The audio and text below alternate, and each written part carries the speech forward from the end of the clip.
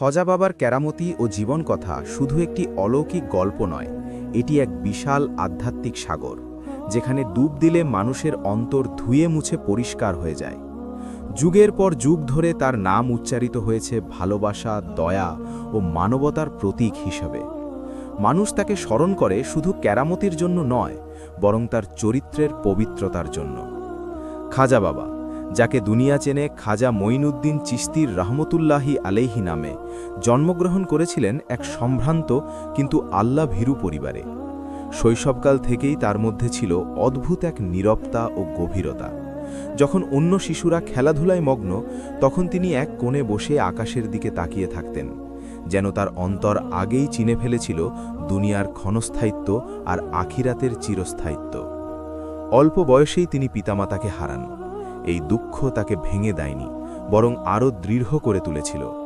উত্তরাধিকার সূত্রে পাওয়া সব সম্পদ তিনি গরিব, এতিম ও মুসাফিরদের মাঝে বিলিয়ে দেন। তখনই তিনি সিদ্ধান্ত নেন, এই দুনিয়া তার ঘর নয়, আল্লাহর পথই তার একমাত্র ঠিকানা। তিনি এক দরবেশ থেকে আরেক দরবেশের কাছে ঘুরে বেড়ান। বহু বছর কঠোর মুজাহাদা, ইবাদত ও রিয়াজতে কাটান। দিনের পর দিন না খেয়ে, রাতের পর রাত জিকিরে ডুবে থাকতেন। তার জিহ্বায় ছিল আল্লাহর নাম, তার হৃদয়ে ছিল নবীজি হযরত মুহাম্মদ সাল্লাল্লাহু আলাইহি ওয়াসাল্লামের ভালোবাসা। এই দীর্ঘ সাধনার ফলেই আল্লাহ তার অন্তরকে এমনভাবে আলোকিত করেন যে তার দোয়া কবুল হতে শুরু করে মুহূর্তেই। যখন খাজামারা ভারতবর্ষে আগমন করেন, তখন এই ভূখণ্ড ছিল নানা অন্যায়, জুলুম ও বৈষম্যে ভরা। শক্তিশালীরা দুর্বলদের উপর অত্যাচার করত, ধনী আরও ধনী হতো, গরিব হারাত শেষ আশাটুকুও। খাজা বাবা এসব দেখে ব্যথিত হন।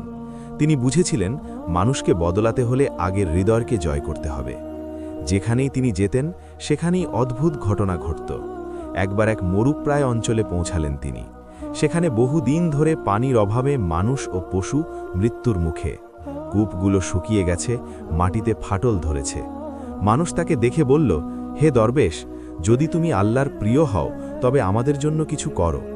খাজা বাবা নীরবে বসে পড়লেন, চোখ বুজে আল্লাহর দরবারে দোয়া করলেন। কিছুক্ষণ পর তিনি তার লাঠি মাটিতে গেঁথে দিলেন। বিস্ময়ে সবাই দেখল, সেই স্থান থেকেই স্বচ্ছ পানি বেরিয়ে আসছে। সেই কূপ আজও মানুষের মুখে মুখে খাজা বাবার কূপ নামে পরিচিত। আরেকদিন এক অহংকারী শাসক তার কাছে এলো। সে খাজা বাবাকে অপমান করতে চেয়েছিল। বলল, তুমি নাকি আল্লাহর অলি?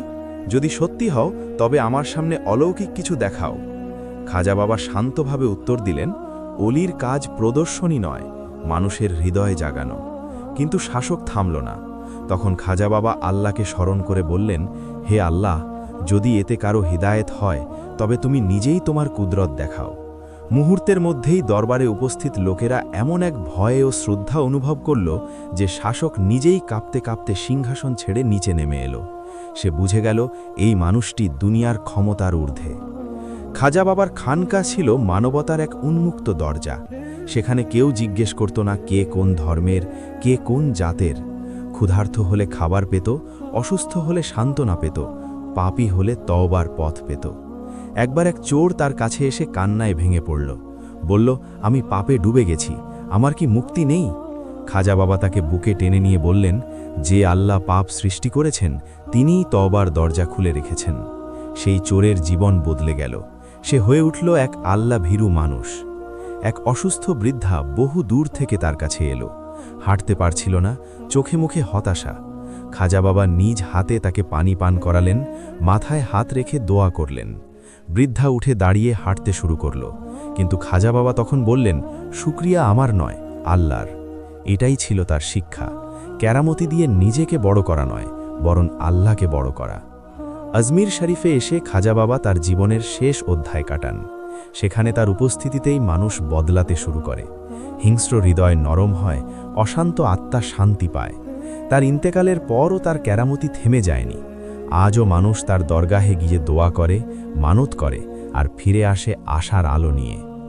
খাজা বাবার প্রকৃত কেরামতি ছিল মানুষের হৃদয়ে আল্লাহর ভালোবাসা জাগিয়ে তোলা। তিনি শিখিয়েছেন, ধর্ম মানে ঘৃণা নয়, ধর্ম মানে ভালোবাসা। ইবাদত মানে শুধু নামাজ রোজা নয়, ইবাদত মানে মানুষের সেবা। তার জীবন আজও ঘোষণা করে যে আল্লাহর হয়ে যায়, আল্লাহ দুনিয়াকেই তার সেবায় লাগিয়ে দেন। এই কারণেই খাজা বাবা শুধু ইতিহাসের এক নাম নন, তিনি আজও জীবন্ত, মানুষের হৃদয়ে, দোয়ার অশ্রুতে আর ভালোবাসার আলোয়।